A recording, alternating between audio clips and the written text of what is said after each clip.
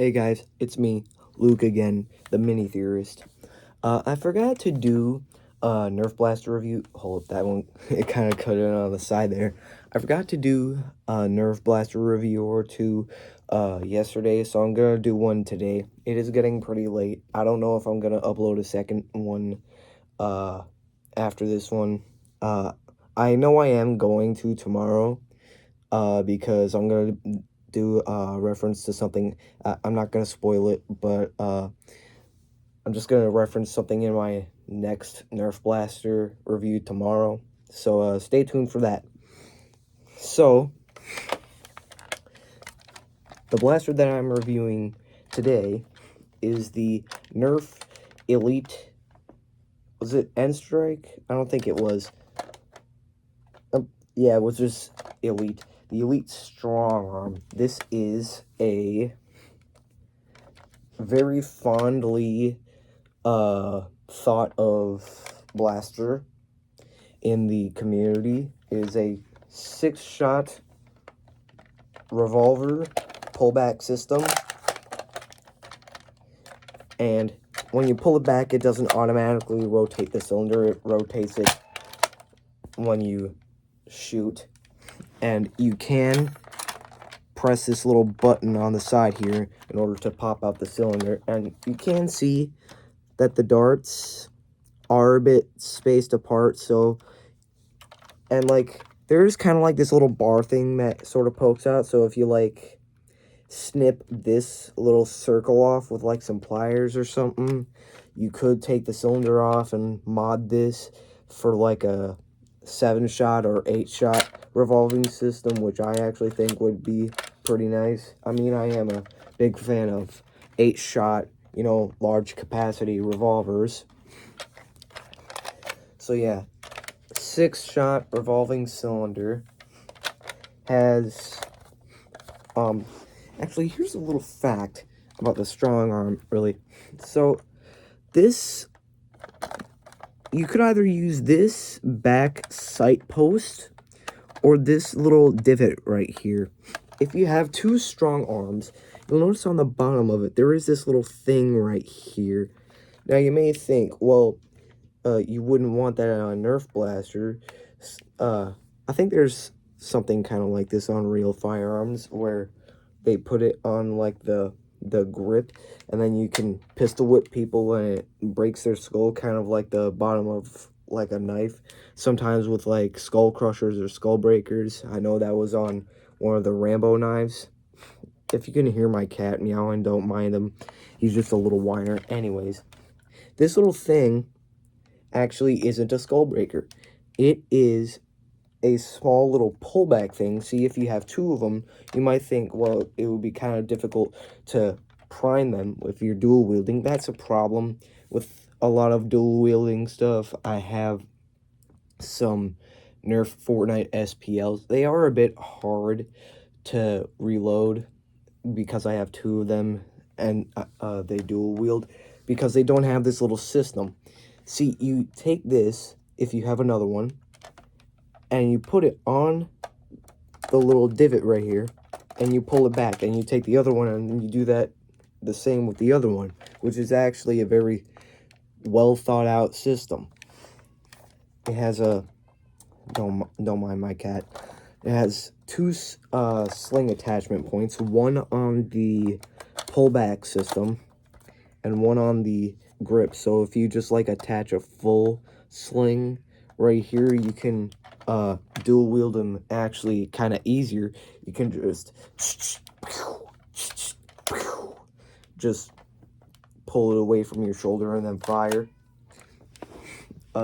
I believe I saw Wacom S7 do that with X-Shot Pro Blaster.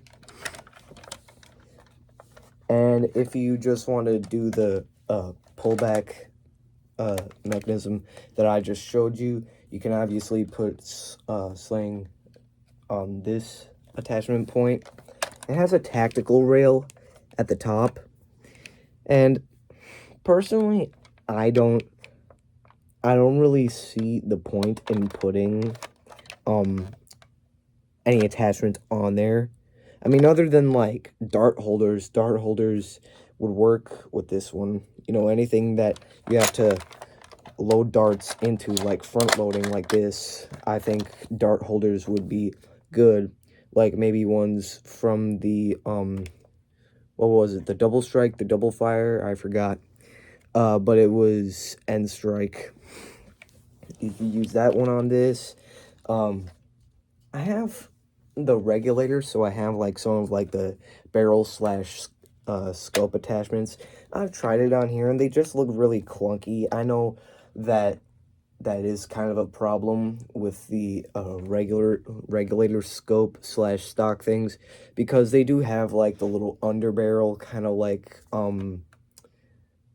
female, if you like, male female is kind of like a term that people use when referring to like stick out end and go in end. Very suggestive, I know, but it is a term. The female end, it kind of just like, it makes it look clunky on the strong arm, and I don't really ever want to put scope or anything on this. I mean, unless it was like a red dot, maybe.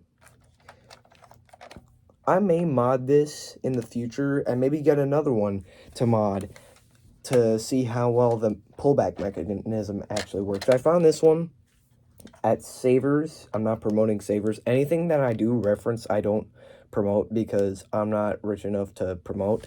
But I got this at a Savers, and if you can actually tell here, on the right side of it, my right, it is more yellowed, and you can actually see that when I pull back the mechanism. You can see how white it is behind the mechanism compared to the exposed part. Someone must have just laid this thing out in the sun for like way too long. On mine, if I like press this system like too far back, it's harder to get the cylinder out. So I suggest, like, every time you do, you just push it on the more forward part. The sights, you know, there's sights. I mean, you know, they did actually think this through. They didn't, like, accidentally not put a little notch here in the, pullback mechanism. So the sights, I mean, you know, iron sights are iron sights. You know, it's on every gun, Nerf blaster, airsoft. You know, it's on everything. And, yeah, that's basically the strong arm. There is some form of gripe or complaint about every Nerf blaster because, you know, nothing will ever be perfect. Let us all be honest here. If anything was perfect, then you wouldn't need something else. So, one thing that isn't perfect about this is the grip. It is a much larger, like, in lengthwise grip. And I actually have very, like, lanky, large hands. And this grip still actually feels very large for me. So if you have smaller hands, I wouldn't recommend this. And on the grip, like, above here, there's, like, this little part right here. This little, like, edge that keeps, like, rubbing against my thumb. And it's really irritating and just uncomfy. If you had, like, a sander, or, like, if you just swapped out the grip with, like, a mod, it would be easier to, like, tolerate. But for me, I typically just loose-handedly handle this because it sucks. Like, it's like I'm just rubbing my finger across a carpet forever. Damn, that was a bad voice crack. But I don't do second takes. So that is the Nerf Elite Strong Arm. It is a favored blaster because people, it's been around for a long time. People have obviously done every mod under the sun. and mine has obviously been under the sun because it's yellowed. Pretty good blaster.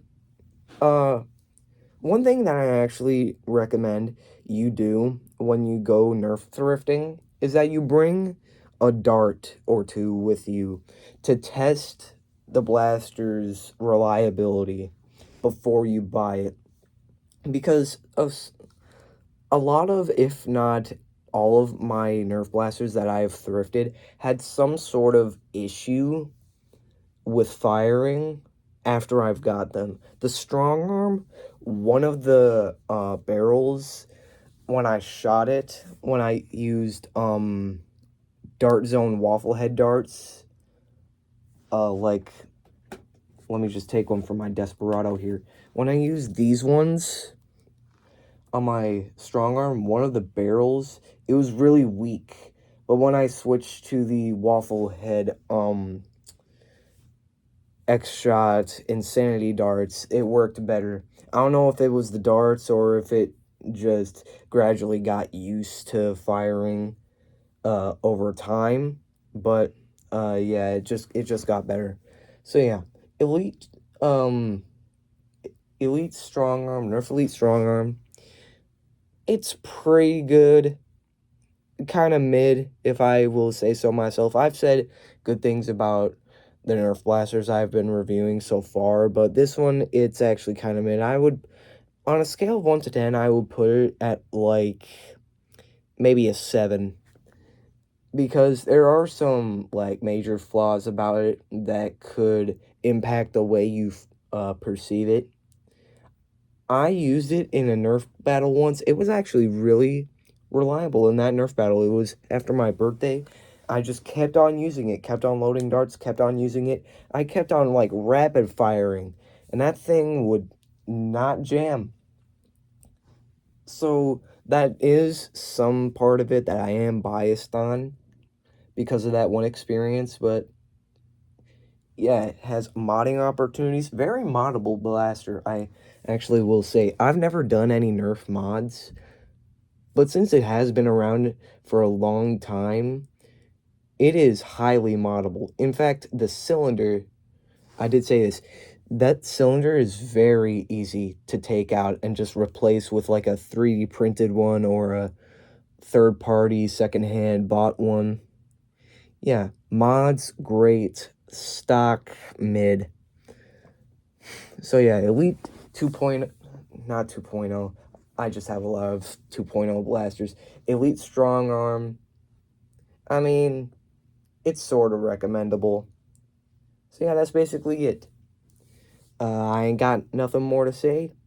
I did stumble a bit on my words in this video, but like I said, I don't do second takes because this has taken me about 13 minutes and 15 seconds, and I'm not doing that again. Peace, y'all.